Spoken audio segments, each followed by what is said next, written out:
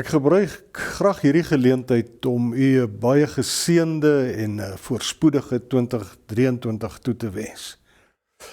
Ons kan hierdie nuwe jaar tegemoet gaan terwyl ons elke dag vashou aan hierdie woorde van die Here. Ek is die Here. En omdat ek getrou is aan my verbond, het ek jou geroep. Ek hou jou vas. Ek beskerm jou. My mag sal jou ondersteun en my krag sal jou sterk maak. Amen. Voordat ons nou vanmôre uit die Bybel lees, kom ons bid saam. Here God, ons dank U vir hierdie nuwe dag. Ons dank U vir 'n nuwe geleentheid. Ons dank U vir 'n nuwe jaar wat vol verwagting voor ons lê, maar ook vol onsekerhede. En ons bid dat U ons deur U Gees so sal begelei dat ons die troos en die krag en die rustigheid sal ervaar wat net U vir ons kan gee. 'n Rustigheid terwyl ons weet U is altyd daar en U is reeds ook in hierdie nuwe jaar. 'n Rustigheid wat ons oortuig dat U vir ons sorg en vir ons goed is. 'n Rustigheid wat ons oortuig van U verlossing en U vrede en U liefde. Ek bid vir elkeen, o Here, wat U in hierdie tyd so nodig het. U ken ons elkeen by die naam, want U het ons gemaak. U ken ons behoeftes beter as wat ons eie behoeftes ken. En daarom vra ons, wil U in die groot genade vir elkeen van ons gee wat U weet ons in hierdie tyd nodig het. Ons bid ook vir ons wêreld, 'n wêreld vol oorlog en haat en bloedvergieting en nait en swaar kry. Ons bid vir ons land. Ons bid vir al die mense saam met ons in hierdie land. Here, gee vir ons die wysheid, die geloof en die insig om U woord bo alles te gehoorsaam en om U te dien met ons hele lewe. Dankie vir al U seëninge. U seëninge in die afgelope jaar en ook vir die feit dat ons kan weet, ons kan onder U seënende hand ook hierdie nuwe lewensjaar tegemoet gaan. Hierdie dinge bid en vra ons saam met die vergifnis van ons sonde, in Jesus se naam uit genade alleen. Amen. Ons is nou in 'n baie belangrike tyd van die kerklike jaar.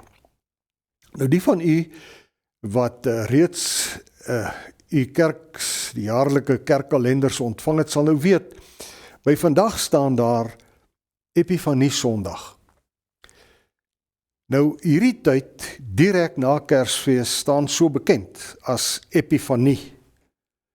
En Epifanie beteken verskyning. Vir ons beteken dit dat Jesus deur gelowiges sigbaar sal word vir die wêreld om ons. Of as jy wil, Epifanie beteken vir ons dat gelowiges die Bybel oorvertaal in dade. Nou wat betref die skriflesing uit Lukas 4 wat later volg, wil ek 'n kort agtergrond gee voordat ons dit lees. Na sy versoeking deur die duiwel in die woestyn, so vertel Lukas ons, keer Jesus terug na Galilea toe. Ons lees in Lukas 4 vers 13, nadat die duiwel met al die versoekings klaar was, het hy Jesus 'n tyd lank met rus gelaat. En dan in vers 14 en 15 lees ons, Jesus het na Galilea teruggegaan, vol van die krag van die Gees, en berigte oor hom het deur die hele omgewing versprei. Hy het die mense in die sinagoges geleer en almal het met lof van hom gepraat. En in vers 16 lees ons, hy het ook in Nasaret gekom waar hy groot geword het. Nou lees nou saam met my Lukas 4 van vers 16 tot vers 30. Hy het ook in Nasaret gekom waar hy groot geword het en soos sy gewoonte was, het hy op die Sabbatdag na die sinagoge toe gegaan.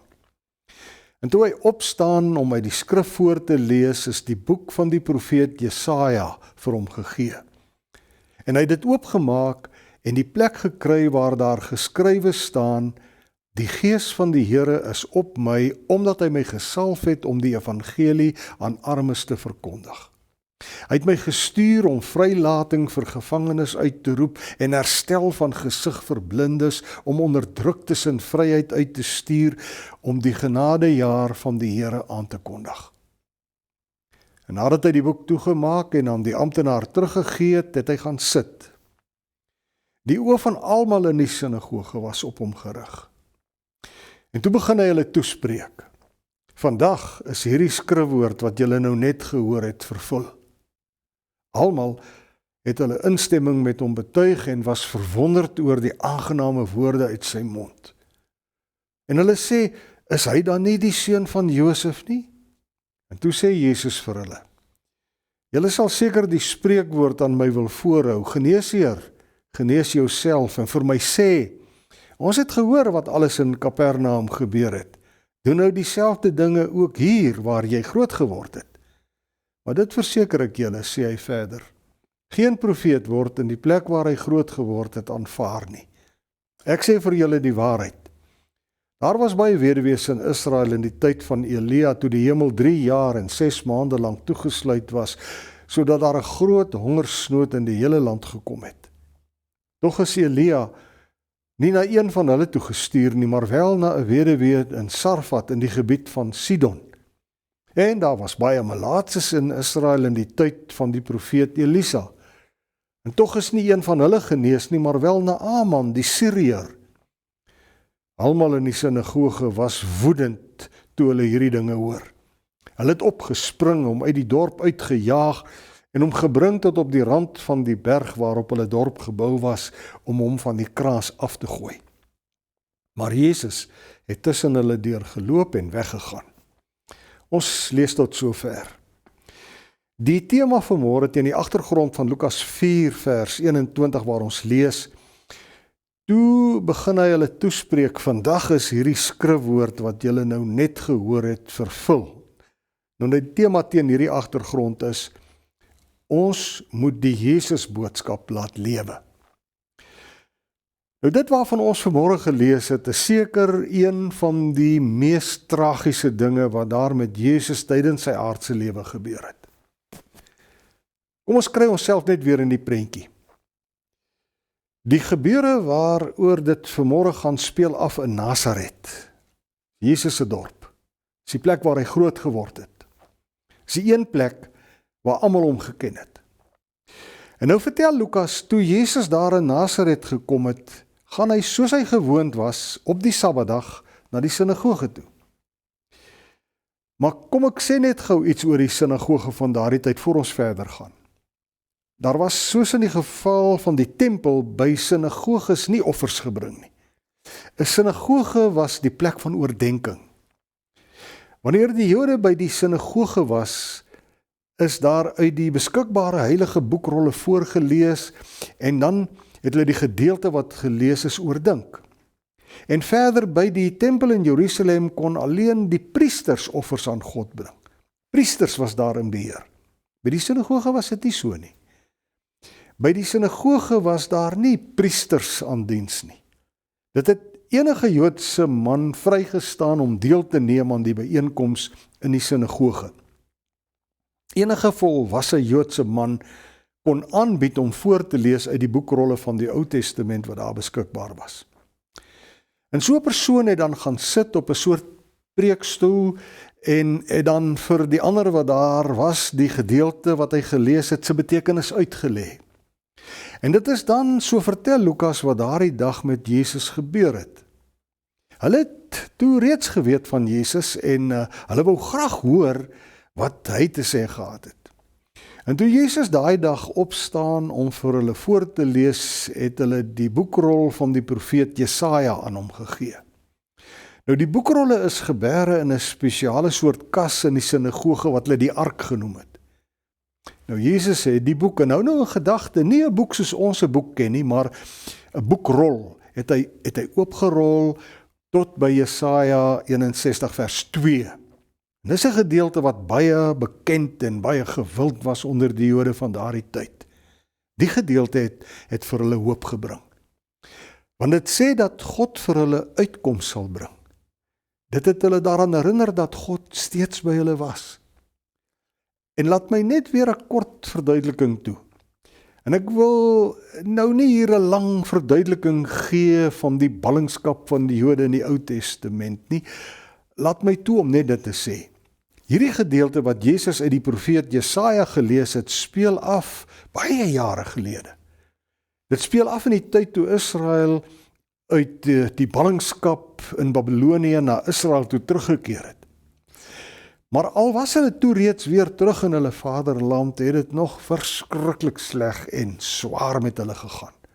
Hulle het baie moeite gedoen en hulle het hard gewerk om die tempel weer te herbou, maar die heeltyd het hulle die wind van voor gekry. Tye was hard, en kos was skaars en die toekoms het bitter en donker gelyk. Die mense het vanselfsprekend moedeloos begin raak. Dit het vir hulle gevoel asof God hulle verlaat het. Die omstandighede het hulle naderhand so moedeloos gemaak dat hulle weer soos toe hulle in ballingskap was, in sak en as gaan sit het, kompleet asof hulle getreur het oor iemand wat dood is. Maar toe juis in daardie tyd, toe alles so swaar en moeilik vir hulle was, kom die profeet Jesaja en hy sê vir hulle, onthou, God is nie weg nie. God is steeds daar. Hy's by julle. Hou vas aan die boodskap dat God vir julle uitkoms sal gee. Weet en glo, God sal julle red. Hy sal julle weer 'n magtige nasie maak. U sien, daai vers uit Jesaja is 'n boodskap van hoop, 'n boodskap van nuwe vryheid, is 'n boodskap van troos en verlossing. 'n Mens kan baie goed verstaan hoekom juis hierdie skrifgedeelte by die Jode in Jesus se tyd steeds so gewild was. Want hulle het op daai stadium jare na die ballingskap weer swaar gekry, hierdie keer onder die Romeine. So die Jode van Jesus se tyd het weer gesmag na uitkoms. Hulle sou graag weer 'n genadejaar wou beleef waarin hulle bevry sou word van die vreemde oorheersing van die Romeine en die uitbuiting en die vernedering wat hulle moes ly. So, nadat Jesus toe uit die boekrol van Jesaja se profesie gelees het, het hy die boekrol aan die amptenaar van die sinagoge teruggegee en gaan sit. En almal se oë was nou op Jesus gerig.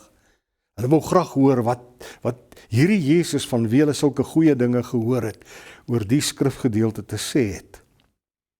En wat Jesus dan sê, is dramaties. Dis die laaste ding wat hulle ooit sou kon verwag. Vandag is hierdie skrifwoord wat julle nou net gehoor het vervul. Jy kon seker 'n speld hoorval in daardie sinagoge. Ek meen, Jesus los die spreekwoordelike bom onder daardie Jode. En dan sê hy vir hulle dat hy die een is waaroor die profesie van Jesaja gaan. Jesus sê dat hy die een is wat God se verlossing bring. Daardie uitkoms wat God beloof het, kom deur hom. Hy, Jesus, hy is die vervulling van God se belofte van hoop. Hy, Jesus, so sê hy vir hulle, is die vervulling van God se belofte van bevryding. Nou, in die begin reageer die toehoorders heel positief.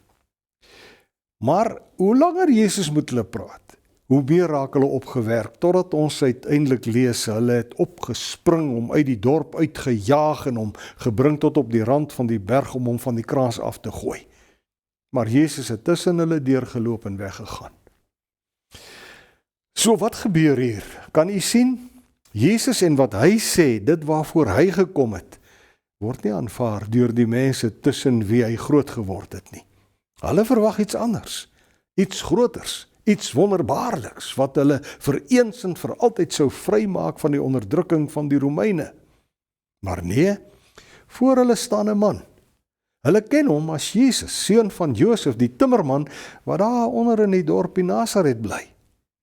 En nou kom hierdie Jesus vir hulle vertel, hy is die Messias, die lang verwagte verlosser wat God hulle beloof het.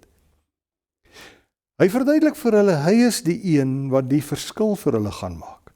En hulle sê, kom ons gaan gooi hierdie godslasteraar met die naaste kraans af. Hoe op aarde kan hy die verskil maak aan ons swaar kry? Hoe kan hy ons help wanneer die Romeine ons verneder en uitbuit en laat ly? En dis nou net hier wat u en ek moet vra, maar wat is die boodskap hieruit vir ons wat vandag leef? Die Jodese tyd is verby. Ons lewe nou. Ons word nou gekonfronteer met ons eie moeilike omstandighede. En ek hoef mos nou nie verder daarop uit te brei nie. U weet waarvan ek praat as ek van ons eie moeilike omstandighede praat. Nou, vir ons is die boodskap, soos die Jode week vir week op die Sabbatdag na die sinagoge gegaan het om daarvan uit die woord van God onderrig te word, so kom ek en jy in vandag se omstandighede Sondag vir Sondag in die erediens bymekaar om deur God onderrig te word. Sondag vir Sondag loof ons die Here, Sondag vir Sondag bely ons oor hoe skuldig ons voor God staan, Sondag vir Sondag ontvang ons God se genade, Sondag vir Sondag bid ons saam en word ons bemoedig uit die woord van God. In kort, elke Sondag beleef ons tog ook dat Jesus as ware voor ons kom staan en vir ons uit die Bybel lees van God se beloftes van uitkoms en verlossing en ook vir ons sê, vandag is hierdie skrifwoord wat julle nou net gehoor het vervul. Maar wat ek en jy nou vir onsself moet afvra is, ons weet nou wat die mense van Nasaret gedoen het toe hulle dit hoor, maar wat maak ons met hierdie woorde van Jesus? Aanbid ons hom wanneer hy homself so aan ons bekend maak? Maak sy woorde dat ons hom nou volg, soos om werklik in sy voetspore te loop en hom te dien deur te doen wat hy ons leer? Of probeer ons dalk ook om hom spreekwoordelik by die naaste kraans af te gooi? Die kraans van onbetrokkenheid, die kraans van ongehoorsaamheid, die kraans van traagmynigheid, van onverskilligheid. Het jy al mooi gedink? Wat presies het Jesus kom doen? Wanneer ek die Bybel lees, is een ding vir my duidelik. Jesus het God se beloftes oorvertaal in dade. Hoor mooi, Jesus het God se beloftes omgesit in dade. Deur wat hy gedoen het, sorg hy dat daar vir almal hoop en uitkoms en verlossing kom. Deur wat Jesus gedoen het, maak hy ons wat slawe was van die skuld van ons sonde vry van daardie skuld. Hy maak elke jaar vir ons 'n jubeljaar, elke dag 'n jubeldag. Want ons kan weet, dit maak nie saak wat op ons pad kom nie. Jesus bly God by ons. Hy laat ons nooit alleen nie. Hy's elke tree van elke dag se paadjie saam met ons op pad na 'n heerlike toekoms saam met ons hemelse Vader. Vandag is hierdie skrifwoord wat julle nou net gehoor het vervul. Epifanie beteken verskyning en epifanie beteken vir my en jou dat Jesus deur u en my lewe sigbaar moet word vir die wêreld om ons. Of as jy wil, epifanie beteken dat u en ek ons Bybel oorvertaal in dade. Ek glo jy verstaan wat ek probeer sê. Maar hier moet ons onmiddellik ook diep oor ons eie lewe nadink. Hoe, my broer en suster, lyk jou en my vertaling van die Bybel? Bly dit maar net by woorde? Bly dit maar net by goeie voornemens? Leë beloftes? Of kry ons dit reg om die woorde van die Bybel so oor te vertaal dat Jesus gesien kan word in wat ons doen? Ek meen, Jesus het dit vir ons kom doen en nou is dit ons beurt. Dis nou ons geleentheid om elke dag 'n stukkie Bybelvertaling te doen wanneer ons die woorde van die Bybel omsit in dade. Net voor sy hemelvaart het Jesus gesê, onthou u, soos die Vader my gestuur het, stuur ek julle. Die een ding wat my fascineer in hierdie gedeelte wat ons vanmôre oordink het, is dat Markus ons vertel dat Jesus daar in Nasaret geen enkele wonderwerk kon doen nie. Kan nie dink. Jesus kon geen wonderwerk daar in Nasaret, waar hy groot geword het, doen nie. Behalwe, so lees ons in Markus 6 vers 5, dat hy sy hande op 'n paar siekes gelê het en hulle gesond gemaak het. Matteus 13 sê dieselfde. Ons lees in Matteus vanweë hulle ongeloof het hy daar, dis nou in Nasaret waar hy groot geword het, nie baie wonderwerke gedoen nie. Nou het jy al ooit gewonder, hoekom nie? Soos ek die Bybel lees, is die rede eenvoudig. Die mense daar in Nasaret was so gewoond aan hom, dat hulle niks besonders van hom verwag het nie. Sy woorde, hy self, het eintlik geen indruk op hulle gemaak nie. En ek dink baie keer, dis hoekom u en ek vandag ook nog so min wonderwerke beleef. Ons is te gewoond aan die Here. Ons ken hom ons al van lank al af. Ons hoor hom ons gereeld preke en so en ons, maar ons verwag eintlik niks besonders van hom nie. Mag ek u vanmôre, en ek wil sê, uitdaag. Nie uitnooi nie, dis te sag. Ek wil u uitdaag met die raad wat Jesus se ma eendag vir 'n paar bediendes gegee het. Dit was by Kana, nie baie ver van Nasaret af nie, so vertel Johannes, dat Maria vir die bediendes gesê het, wat hy ook al vir julle sê, moet julle doen. En toe die bediendes die water, die gewone water in die klipkanne gaan gooi daar by die bruilof op Jesus se bevel, en weer op Jesus se bevel van daardie water gaan uitskep en vir die seremoniemeester gaan gee, toe gebeur Jesus se eerste wonderwerk. Water, gewone water, word die wonderlikste wyn. My uitdaging is, neem Jesus se woord op sy woord, as hy sê, vandag is hierdie skrifwoord wat julle nou net gehoor het vervul. Neem die raad van Jesus se ma ernstig, en wat hy ook al vir jou sê, doen dit. En ek beloof u, u sal sien en ervaar hoe Jesus self wonderwerke doen. Want so verskyn hy tog, deur wat hy doen in mense en aan mense en onder mense. Vertrou hom net, glo net. En onthou die betekenis van epifanie. Epifanie beteken verskyning. Epifanie beteken dat Jesus van Nasaret deur jou lewe en my lewe sigbaar word vir die wêreld om ons. Of as jy wil, epifanie beteken dat u en ek ons Bybel vertaal in dade. Ons wêreld het dit meer nodig as enige iets anders. Amen. Kom ons bid. Here, baie dankie dat ons hele lewe kan bou op u woord en op u beloftes. Leer en lei ons tog, Here, om u so te vertrou, dat ons sal doen wat u ook al van ons vra. Seën ons met die geloof en met die genodige geloofskrag en oortuiging en opregtheid, dat ons dit wat ons glo, sal oorvertaal in dade. Geef vir ons die vermoë hierdie nuwe jaar, om ook onder die moeilikste omstandighede te bly volhard in die geloof. Die geloof dat Jesus die Here is, die ewige, die almagtige. Ons bid dit in sy naam. Amen. Die Here sal julle seën en julle beskerm. Die Here sal tot julle redding verskyn en julle genadig wees. Die Here sal julle gebede verhoor en aan julle vrede gee. Amen.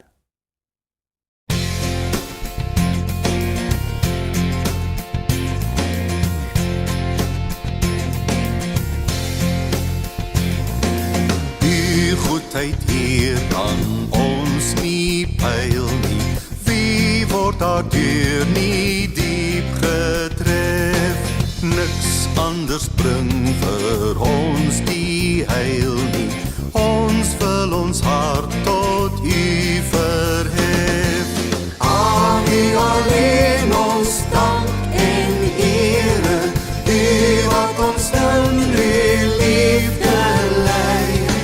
U sal ons nooit vergeet nie, Here.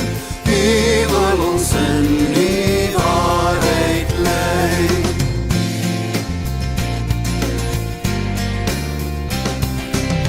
U is die Heer wat ons gemaak het. Voor U kom ons U skepsel staan. U is die Heer wat steeds gewaak het, deur wie ons gans en al bestaan. U bring in ons gemoed die vrede, U sterk ons gees met nuwe krag. U gee lig oor ons rede, dis U van wie ons heil